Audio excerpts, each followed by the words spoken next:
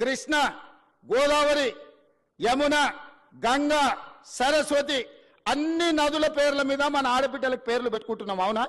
మన ఇంట్లో ఆడబిడ్డ పుడితే కృష్ణానో, కావేరో, గోదావరో, సరస్వతో, గంగానో అని నదుల పేర్లు మన బిడ్డలకు పెట్టుకుంటున్నాం.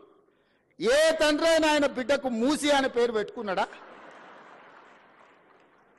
ఇన్ని నదుల పేర్లు, పవిత్రమైన నదుల పేర్లు మన ఆడబిడ్డలకు పెట్టుకున్నప్పుడు మూసి అనే రివర్ పేరు ఏ తండ్రి అయినా బిడ్డకు పెట్టుకున్నాడా? ఎందుకు పెట్టుకోలే?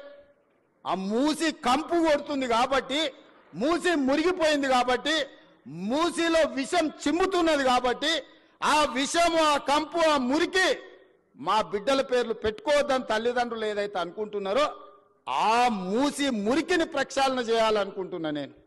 ఆ మూసిని నిర్మాణం చేయాలనుకుంటున్నా నేను.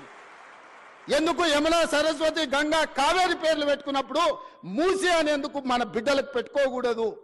ఆ మూసిని అద్భుతంగా నిర్మించినప్పుడు తప్పకుండా తల్లిదండ్రులు వాళ్ళ బిడ్డల పేర్లు మూసి అని పెట్టుకుంటారు.